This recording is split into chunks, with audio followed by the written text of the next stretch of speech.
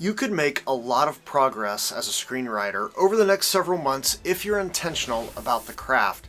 But what I don't want for you is I don't want you to sabotage yourself and cripple your progress as a result. So I'm going to point out 8 things aspiring screenwriters do that sabotage their progress. And the last one, that one may not slow you down, it could derail you altogether. 8 self-sabotaging practices, and keep in mind I'm going to be stating these as the thing you are doing that you should not be doing, so hopefully that's going to be clear. Sabotage number 1, write a script to be shot, not read.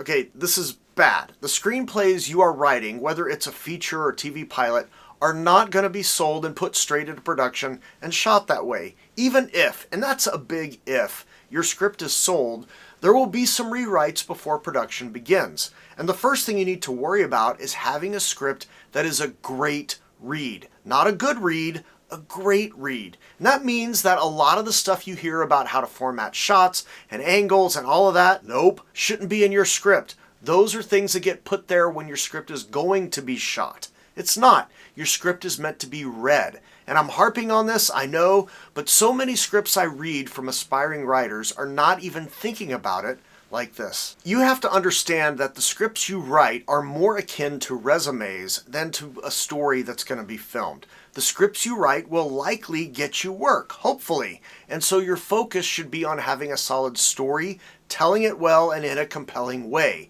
and making the script a great read. So if you're getting bogged down in the details, don't.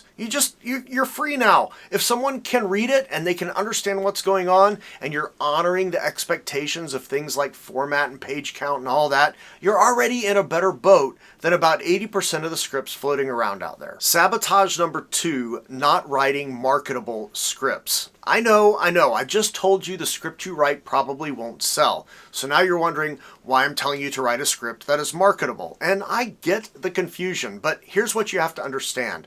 If the scripts you write aren't good enough and marketable enough to have the potential to be sold, why would anyone hire you to write a script that could be made and sold? Yeah, they won't. Your script is a resume. You have to demonstrate that you can play in the appropriate sandbox with the big dogs. And that means writing scripts that are marketable. And by marketable, I mean a script that has a hook and an interesting log line that would pique the interest of others. And this makes sense if you're trying to break into Hollywood with your script, where you're actually trying to get it in front of people who are actually making things. And yes, absolutely, you have to get their attention with it. And I'm sure you get that. But if you're writing a script for a contest, the same thing actually applies. Because if your script does well in the contest, at least for the more viable contests, the titles and log lines of the scripts that are placed are sent to managers and agents and such. And if yours does not stand out, they more than likely won't request it. It's just the way it goes. Can contests help your career? Well, yeah, but only if you're placing high enough in a prestigious contest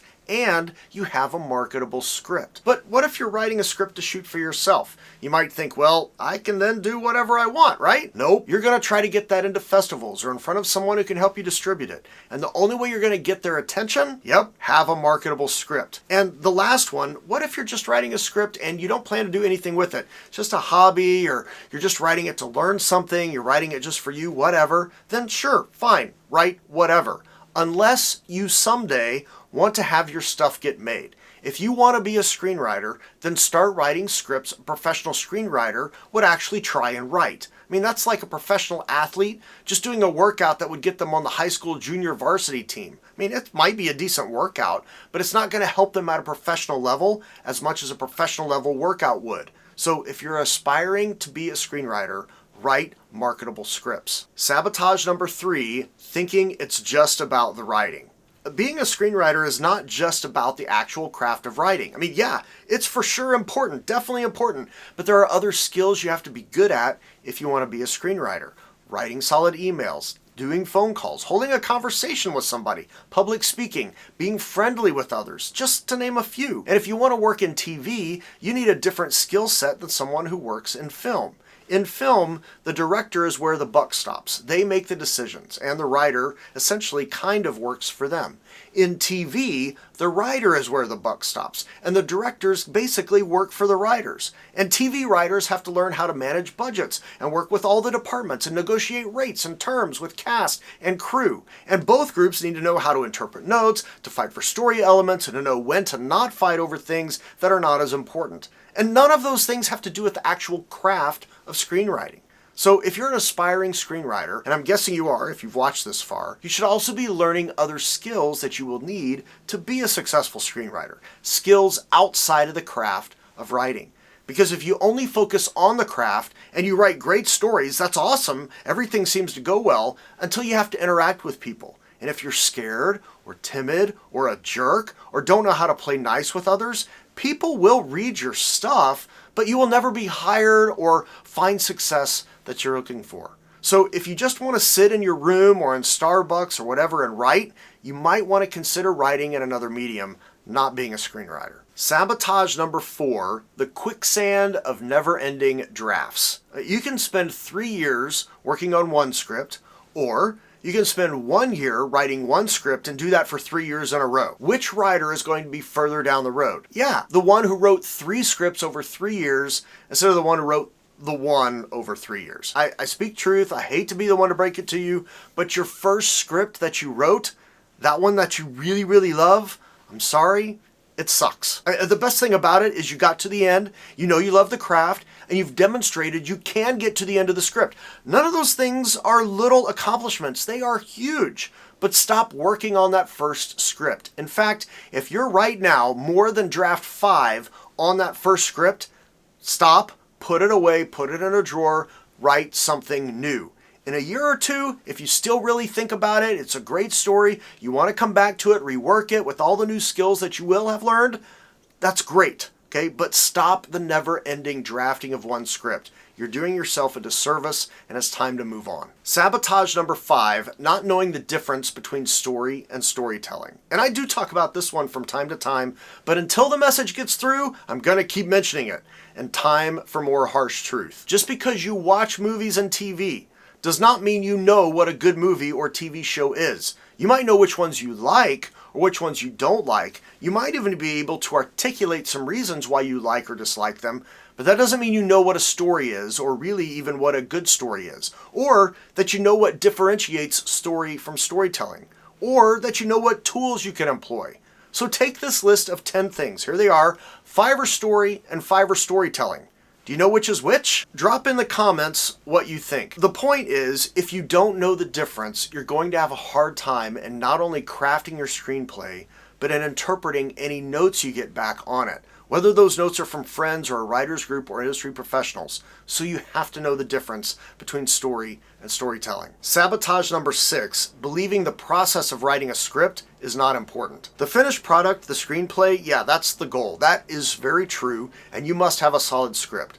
But if you want to pursue screenwriting, your process of writing is just as important, if not more important, than the actual writing of the screenplay. You have to learn to go through the process efficiently. That means you have to experiment. You got to try new things. You got to be willing to risk a bit of pain so you can be better on track with the process of writing. And this includes everything from crafting the initial idea to outlining and planning your script to writing drafts to revising and preparing to send out the script. Professional writers do this in about 3 to 4 months per script, if not faster. And I realize you aren't only writing, okay? That's not your full-time job. Many of you might be students or you have actual jobs that you do, so you can't spend hours every day writing. I get it. But you can set a reasonable timeline for yourself and hit it, and have a solid script at the end. Or consider, have you always written your screenplays using the exact same process? How do you know if you're being as efficient as you can unless you try something else? Or even, did you realize you can dramatically reduce the amount of drafts you write if you can dial in a planning process that works for you and the stories you're telling? Or what about this? If someone gave you the first draft of a screenplay, would you know how to revise it? Or if they gave you a bullet outline or a one-page treatment, would you know what to do next? If not, you need to work on your process. Now, you probably know I have resources that can help you. There's links below for my fast track course, which is all about the tools of story and storytelling and will help you know the difference, the last sabotage. There's a book about story structure, which will help with that. Or if you've written some scripts, but you're ready to go to the next level, the Navigator helps you hone and figure out an efficient process. Plus, I read your stuff in the Navigator and give you notes in that coaching program. So those are available if you want to take advantage of them. Links are below. Okay, 2 more sabotage things, and the last one could totally kill your career before you even start. Sabotage number 7, you decide that you know everything. Okay, this one's a killer. Every professional writer I know has the attitude of a lifelong learner. They will be the first to admit they have not yet arrived. There is still stuff that they don't know. And anytime I run across an aspiring writer who thinks they have everything figured out, I run. Anytime I run across a professional writer who acts like they have it all figured out, I run. I don't know everything about screenwriting. I'm really good at teaching you the tools and craft and the process. Those things I know. But even within those, I'm constantly learning things and I want to learn. So if you act like you know it all or that none of the things I'm talking about apply to you, that might be your first clue that you actually have a bigger problem. But it's not as big as this last sabotage. Sabotage number 8, disdain the craft. And there's a couple of ways this one manifests itself. First, writers who pride themselves in not watching films or TV. Oh, I don't watch TV. Then, why do you want to write TV? Well, because my stuff is good. Well, how do you know? You can't know. And if you ever have a general meeting for film or TV where you're meeting with a producer or agent, whomever, and you have a TV pilot, let's say, that they've read, that's what got you in the room. And then they ask you, and they will ask you, what TV shows do you like? You're trying to write a TV pilot. What TV shows do you like? You better have an answer. And it better not be, oh, I don't really watch TV. They will end the meeting as fast as possible, and you'll be done. Everyone who works in Hollywood is a student of film. They love it. I mean, here in LA, you can tell who works in the industry when you go to the theater. You know how? The people who work in the industry sit through and read the credits. We all know how hard it is to get a film or a TV show made. We want to know who did it. And you can't disdain the craft or the people who are participating in it. Now, here's another way this one rears its head. New writers publicly claiming on social media how they can write stuff better than what's out there. Or the question of like, how can stuff that is clearly bad get made? Or can someone explain why no one is making good movies anymore? Okay, you're disdaining the craft. And here's what happens. Before you have any meeting in Hollywood, everyone does a quick bit of research on the person they're meeting with. And you know what industry people look at? Social media. They want to know, if I work with this person and the train comes off the tracks at somewhere in the process, are they going to start posting negative things about me or others who work on this project?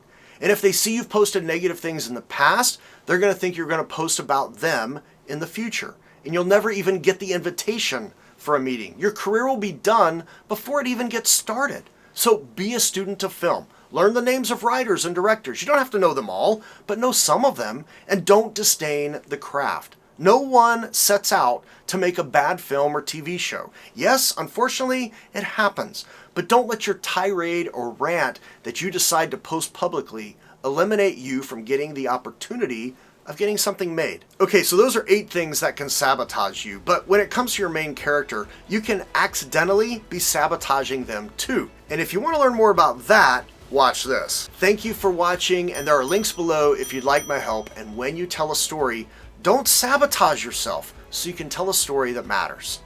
See you later.